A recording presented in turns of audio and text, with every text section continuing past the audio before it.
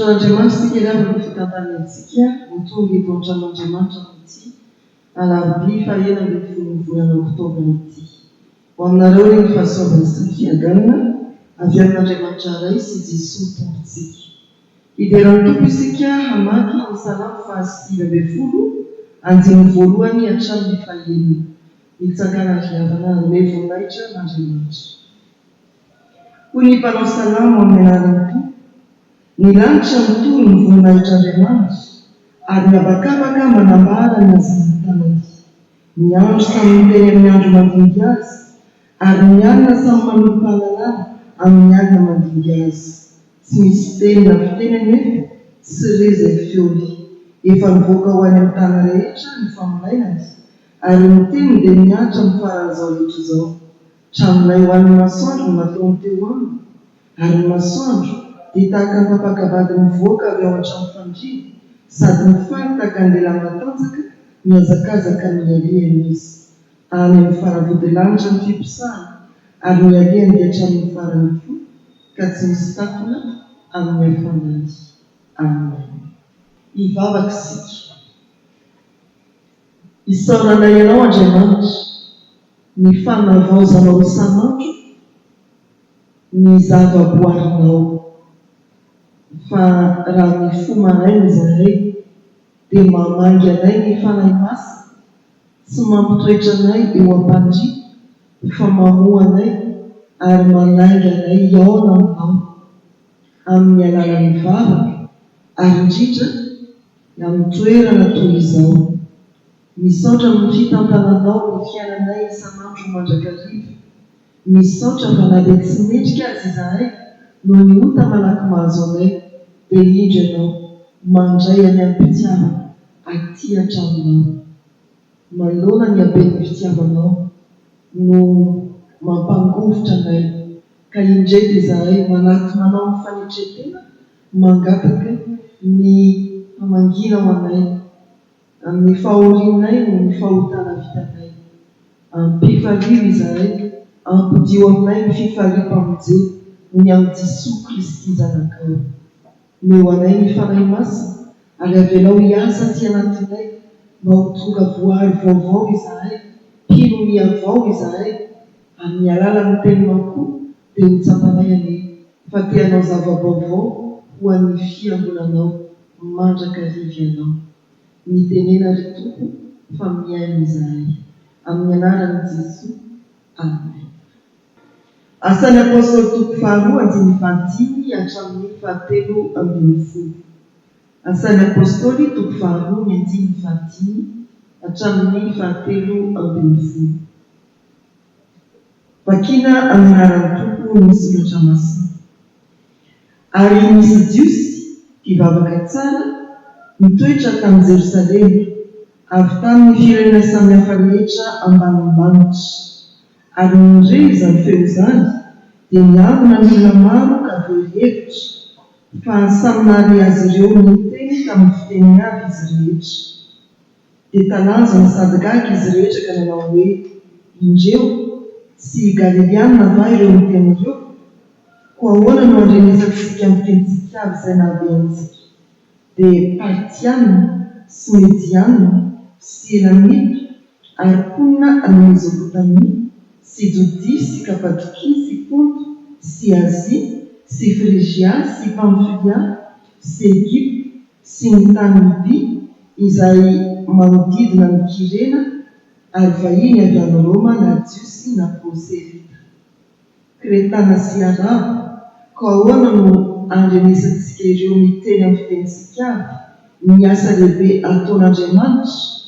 Dia talanjona izy rehetra ka nianana sady niresaka hoe: ahoana no tokony hevitra izany? Fa ny sasany nomeka nanao hoe: leo divay mamy ireo. Amen. Ray masino manamasina anay amin'ny fahamarinana, miteninao ny fahamarinana. Amen.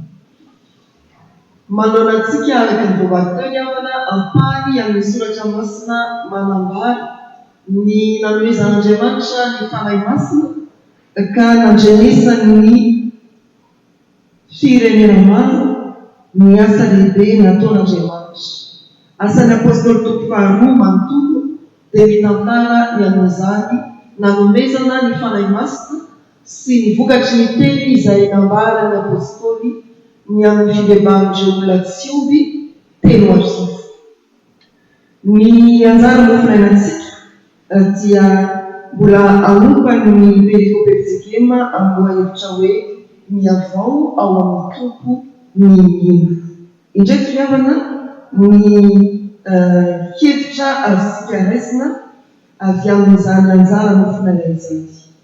Tsy ivoneto aloha fa araka ny tantara dia niakatra tao Jerosalema ny jiosy avy am-pelezana araka ireo firenena voatanisa manomboka eo amin'ny andininy fahavalo hatramin'ny andininy fahafolo. Jiosy maro avy amin'ny firenena samihafa no tonga hankalaza an'Andriamanitra no ny fetim-piangonana ny andro fahavalavoana atao hoe Pentekoste. Izany hoe ilay fetim-piangonana ilay andro fahavalavoana 50 andro tao aorian'ny Pasika ahatsiarovana indrindra ny nanomezan'Andriamanitra ny lalàna na ny telofolo ho an'ny zanak'Israely rehefa avy mivoaka ny fanambevozana avy any Egipta izy ireo. Pasika mivoaka avy any Egipta ny zanak'Israely 50 andro taorin'izay nomena ny lalàna ary tsarovana amin'ny andro fahavalavoan'ny Pentekosta izany fanomezana ny lalàna izany. Jiosy avy am-pelezana mankalaza ny fetim-piangonana no anehoan'Andriamanitra ny asa lehibe izay ataony. Ato amin'izao asan'ny apôstôly toko faharoa izao dia hita ary azo tenenina hoe manavao indray ny tantaram-pamonjena Andriamanitra. Manavao ny tantaram-pamonjena Andriamanitra. Ny voalohany amin'ny alalan'ny asan'ny fanahy masina, ny faharoa amin'ny alalan'ny asan'ny teniny, ary ny fahatelo tena amin'ny asan'Andriamanitra mandidio. Andriamanitra miasa manavao koa ny tantaram-pamonjena. Tsy novakina tamintsika teo ny andininy voalohany hatramin'ny fahaefatra, fa indrindra ny andininy fahaefatra dia milaza fa rehefa nilatsaka ny fanahy masina ka feno ny fanahy masina, ny mpianatra dia miteny tamin'ny fiteny samihafa izy ireo. Asa ny fanahy masina ny fiavaozana. Eo ny andininy fahadimindra dia tena mpivavaka tsara ireto jiosy nanatrika ny fanavaozan'Andriamanitra ny tantaram-pamonjena. Miavao anatin'izany ireto jiosy mpivavaka tsara ireto. Miavao anatin'izany ireto mpino jiosy ireto. Ny asan'ny fanahy masina manavao. Rehefa mamaky ny Baiboly isika manomboka ny Genesis toko voalohany dia ampahafantarin'Andriamanitra amin'ny alalan'ny soratra masina fa rehefa nidina ny fanahy masina dia niova endrika izao tontolo izao, ilay feno korotana sady foana nanjary milamina sy ny ritra nametran'Andriamanitra ireo ary ireo zava-boary.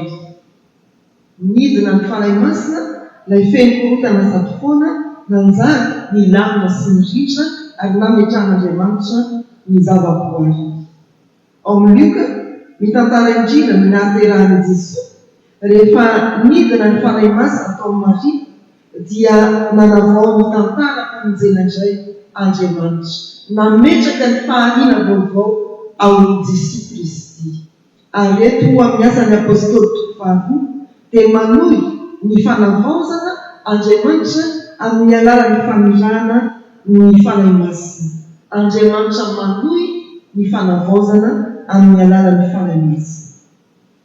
Misy tokoa ry havana dia isaoran'Andriamanitra satria nandray ny fanahy masina ny olona dia hita misongadina ny fiavaozana, ny fitomboly, ny famirapiratany voninahitra ny fiainana. Fa misy olona tsy miova, fiarahamonina tsy miova miaratsy azy satria andalovany fanahy masina. tsy nanaiky hiasan'ny fanahy masina.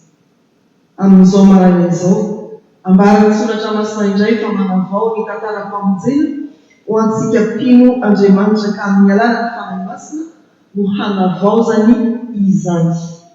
Miavao tokoa isika rehefa manaiky hiasan'ny fanahy masina. Isaky ny manaiky miasa ny fanahy masina ianao, isan'andro ka mangataka ny fanahy masina mba hirotsaka aminao, dia tadidio fa efa fiavaozana izay. Aza misalasala mangataka ny fanahy masina hanavao anao. Ny faharoa hitantsika eto, nandre tamin'ny alalan'ny fiteniny avy niafatra mety ny mpianatra ireto jiosy mpivavaka tsara. Andriamanitra dia manavao amin'ny alalan'ny teniny. Nandre araka ny fiteniny avy eo amin'ny 5:9 hoy ny soratra masina minaranoto. Ary nondre izany feo izany dia niambina ny olona maro ka velevitra fa samy nahare azy ireo ny teny tamin'ny fiteniny avy izy rehetra. Misy akony lehibe havana ny teny izay eny misofitsika ary mitondra fiavaozana eo amin'ny fisainana, eo amin'ny fiainana, eny eo amin'ny fifandraisana azy izany. Fantatsika izany eny amin'ny fiarahamonina eny, rehefa misy teny enitsika dia miova ny fisainana. Rehefa misy teny enitsika mety miova ny fiainanao. Efa misy teny enitsika mety manova ny fifandraisanao amin'ny hafa ireny teny ireny. Eto ny teny dia manavao ny fisainan'ireo jiosy nandre ny teny avy amin'ny apôstôly. Toa miova ny fisainany. Gaga, talanjona, veriverina moa izany teny hoe talanjona izany ato anatin'ny anjara ny fiainantsika. Tena gaga, talanjona, nahita zavatra vaovao, nandre tamin'ny fiteniny avy ny asa lehibe nataon'Andriamanitra ireto jiosy ireto. Arakaraka ny andrenesantsika tokoa no hiavaozantsika. Ho sary an-tsaina ny hoe any am-pianarana, isaky ny tonga any an-tsekoly ianao dia misy lesona vaovao miavao ianao. Raha nanomboka ny abidi ny mpianatra dia tonga mpitsara, tonga mpitandrina, tonga mpisolovava, tonga mpitsara, tonga mpandrama. Fa nanomboka tamin'ny abidi izany noho ny teny izay nampitaina azy tany am-pianarana, nampitaina tamin'ny tany am-pianarana dia miova izy. Noho ny teny izay nampitaina eny amin'ny fiarahamonina amin'ny alalan'ny feo gazety na ny vaovao samihafa dia miova ny saintsika. Noho ny teny izay nampitaina aty am-piangonana indrindra dia ny tenin'Andriamanitra dia tsy maintsy miova ianao. Nandre ny teny nolazain'ny mpianatra tamin'ny fiteniny avy ny jiosy mpivavaka tsara dia talanjona izy. Nahita zavatra vaovao, nanova ny fisainany, nanokatra ny sainy hitodika amin'Andriamanitra izany fandrenesana ny teny izany. Fantany fa isaky ny manaiky hiaino ny tenin'Andriamanitra ianao dia miova. Aza misalasala mangataka ny tenin'Andriamanitra hanovanao. Ny fahatelo dia Andriamanitra miasa mihitsy no mitondra fiavaozana eo amin'ny fiainantsika.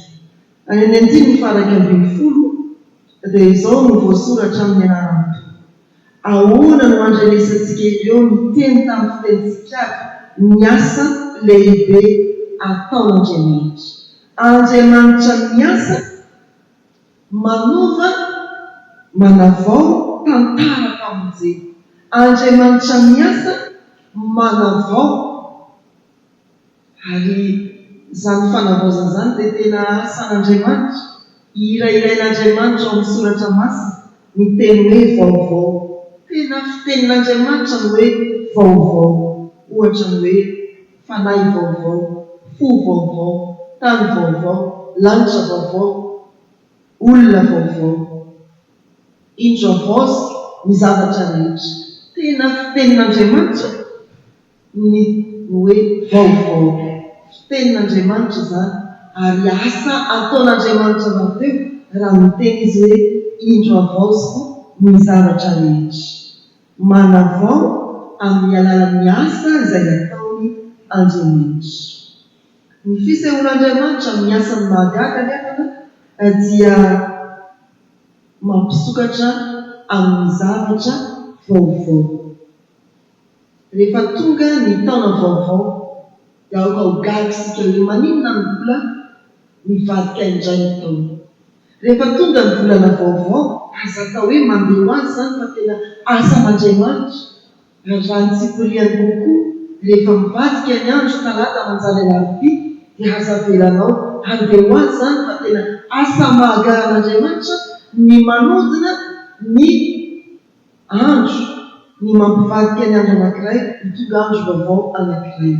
Ary aza adinoina ny teny soratra masina hoe ny famindrampon'Andriamanitra ny tsy mahalandritratsika, vaovao isa-maraina izany. Asa mahagaga ataon'Andriamanitra ny koa ny famindrampoana amintsika tsirairay avy. Isaky ny miratra ny masoandro dia tsy ny andro ihany ny vaovao, tsy ny fanisan'andro ihany ny miova tarehivavy, fa ianao mihitsy no avaozan'Andriamanitra no ny famindrampoany vaovao. Asa manavaozana, asan'Andriamanitra mahatonga antsika hiavao isan'andro izany. Ravana malala fantarana fa isaky ny manaiky hiasan'Andriamanitra ianao, na manaiky hijery ny asan'Andriamanitra asehony aminao manodidina dia mahita zavatra vaovao foana ary mahatsapa fiavaozana eo amin'ny fiainanao.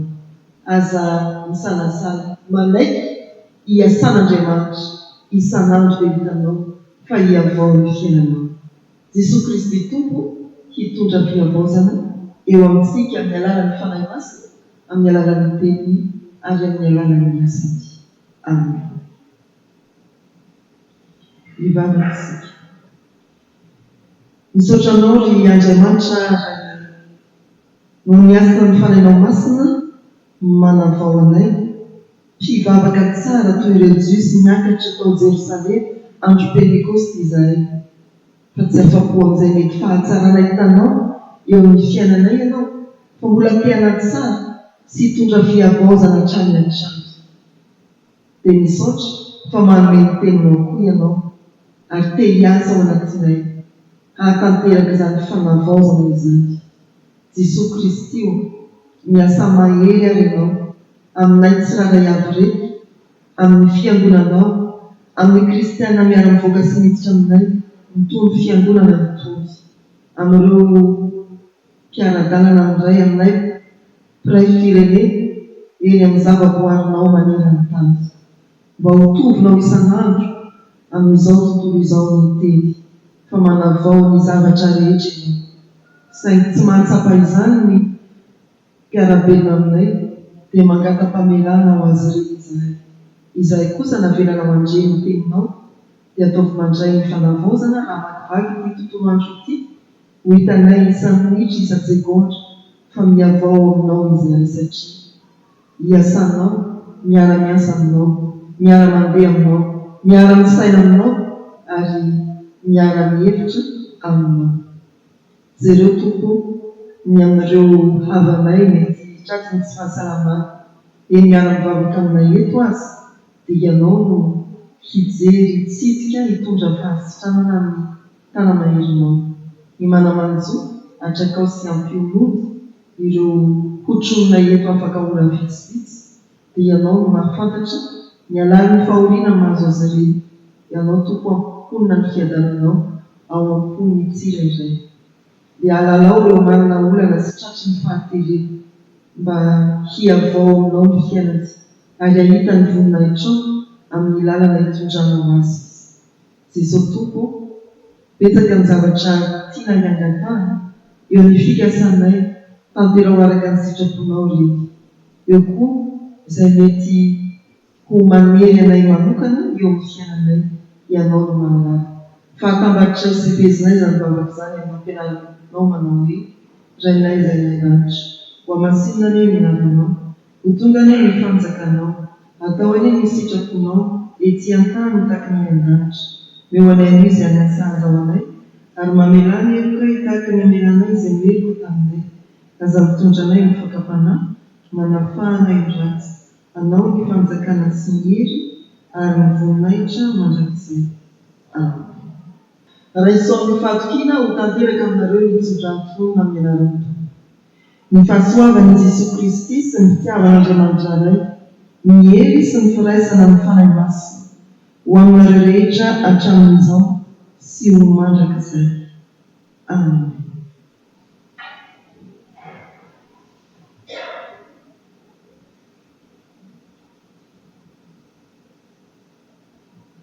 Ho an'Andriamanitra irery ihany ny voninahitra amin'ny anaran'ny Ray sy ny Zanaka ary ny fanahy masina.